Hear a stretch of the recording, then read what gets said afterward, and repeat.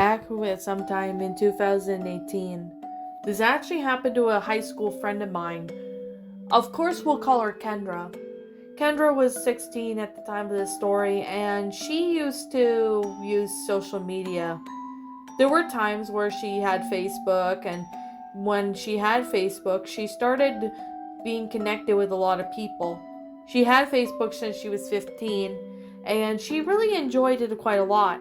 She had a lot of friends even outside of school, so she wasn't the one to do anything much. She doesn't really slack off or anything. She mainly got her homework done, and she was on top of her work. That was something she really was amazed for, and it surprised a lot of teachers that they even upped to make her work a little harder. She liked challenge, so it was that.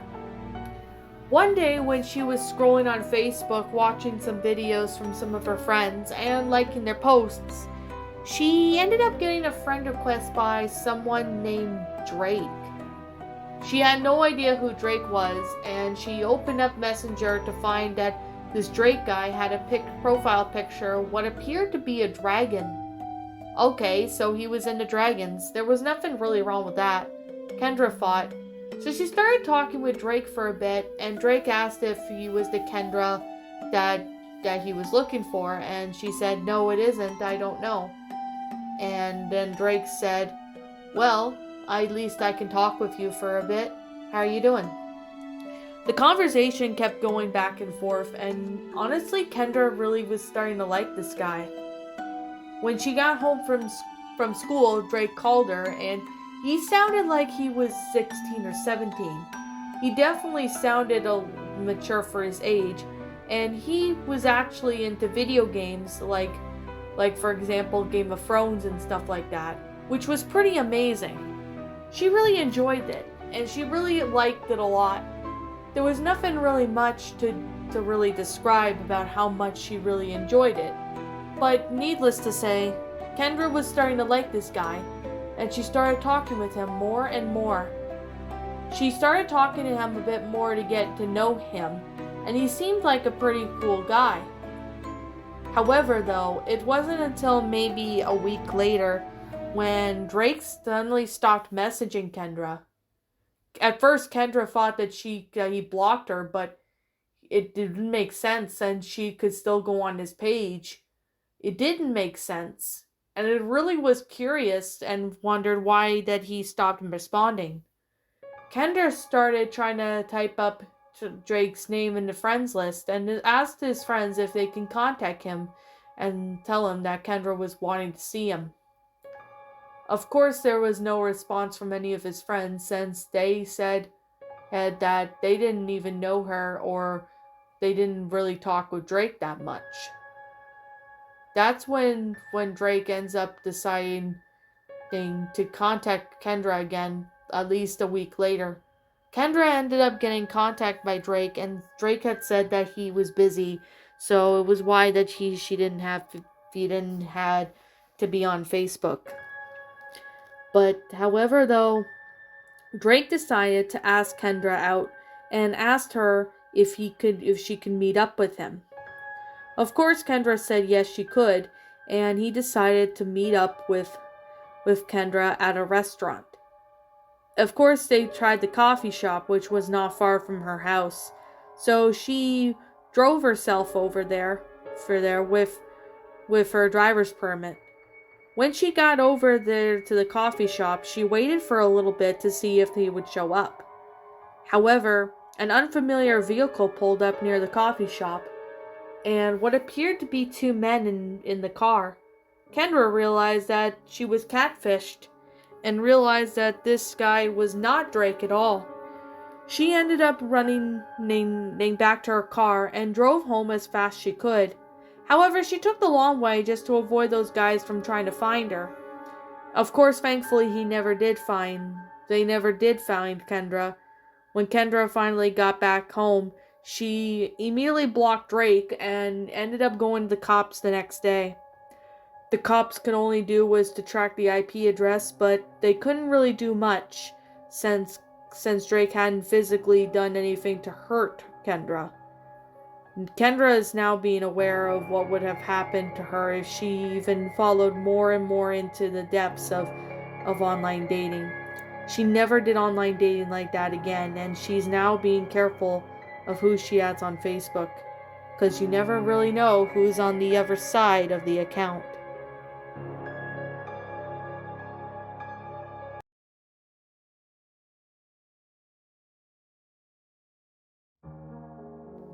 For a bit of context as to what happened, this happened to one of my friends named Joanna.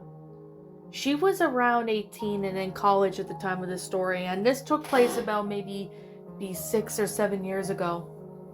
Joanna was in college and she had been single for all of her life. She was always on time with her schedules at college and even kept up with her books. She was pretty much a study girl. Call her a nerd, but she was definitely one of the smartest students anyone's ever known. When Joanna happened to be near the midterm of the first semester of college, she decided to try out maybe online dating. She started talking to this one guy named Matthew, if you want OkCupid. He seemed to be pretty kind. He was talking for her for a bit, and they seemed to get along just fine. However, the more they were talking, the more it got really strange. However, Matthew's conversations went from being nice to being weird, and that really made Joanna a little uncomfortable. So she told him that he was making her uncomfortable, and of course he said, "I'm sorry," over and over again. Of course, Joanna forgives him, and it was just going back to this original conversation. For a little while, he brought up the conversation of inappropriate stuff again, and this really made Joanna really uncomfortable. She had no choice but to block him, Matthew, and of course, she wished that she hadn't done it, but at the same time, she didn't have much of a choice.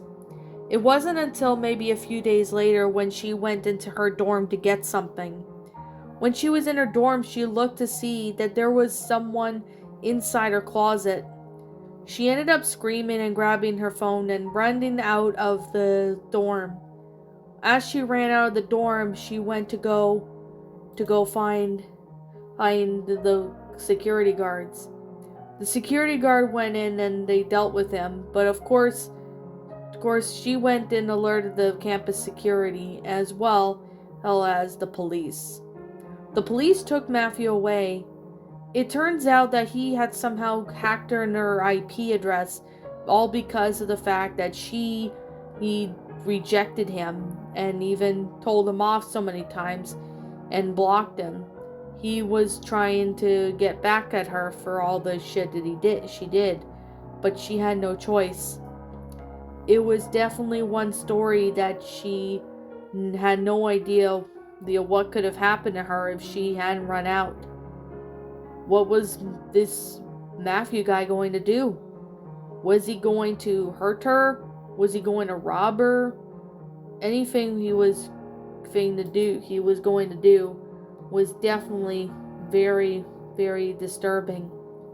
Joanna had never used OkCupid since that day, and she still isn't sure as to why this guy had plans to try to hurt her or something. And how did he grab her IP to find out where her dorm of her for college is? That really disturbs her to this day, and she still even wonders about it to this day.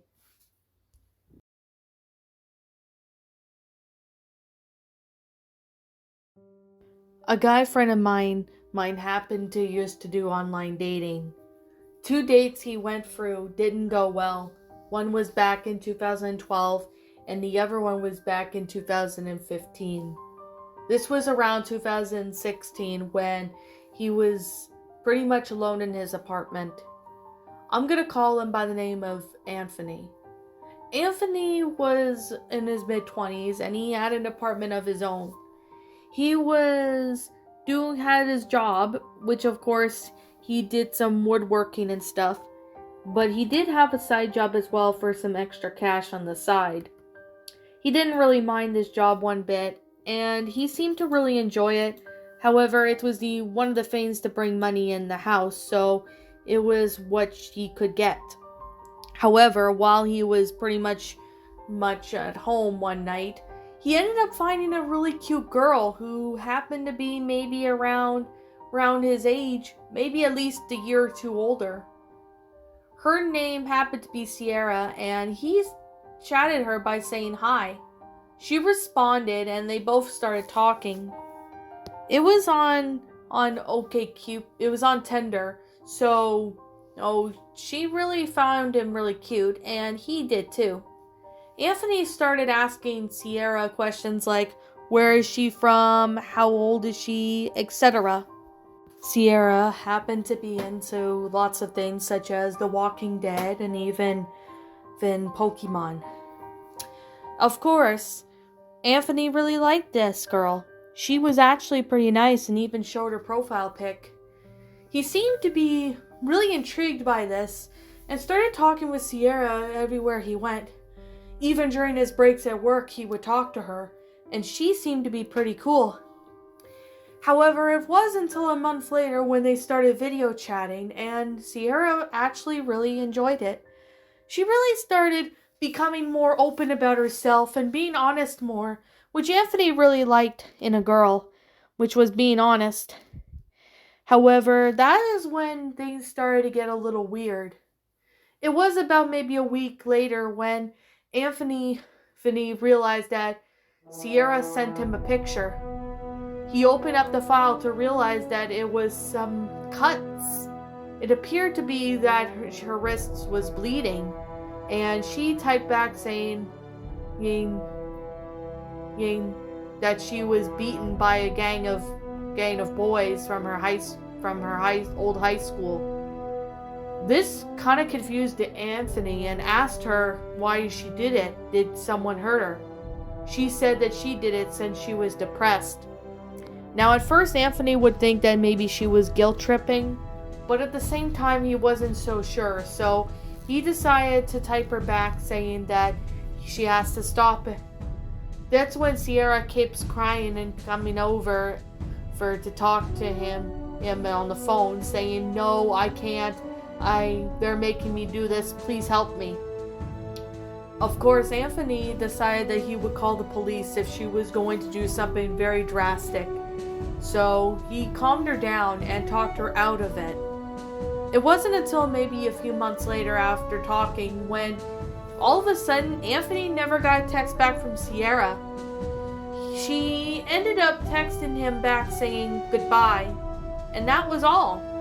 This confused Andy, and Andy thought maybe she blocked him, but she didn't. He typed back asking her saying, "Hey, are you still there too? Come on, please reply. I'm worried." Of course, Anthony tried to call her so many times, but she wouldn't pick up. It was very devastating, and to think that maybe she took her own life, that's when Anthony decided to call the police. He called the police and explained the situation and explained what had happened to Sierra.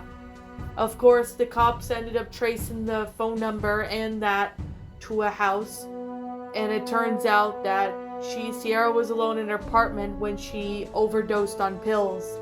Apparently her neighbor had called the cops as well, since they hadn't seen her come out of her apartment in a while. Turns out that she had taken her own life because of the fact that she was depressed, but it's because a lot of people really didn't like her. It really saddened Anthony knowing that she had taken her own life, but he really wished that he could have done something to help her. He even one time talked her out of taking her own life one time, but of course, even then wasn't enough. He did wish that he could have done something to help her, but of course he tried everything, but all he did was he did what he could do, was what the cops had said. Now Anthony is with a nice loving wife, and of course he still thinks about Sierra at the time. Sierra was a really nice girl, but she did have depression, and what made her take her overdose pills was because she didn't want to live anymore. It was profoundly sad.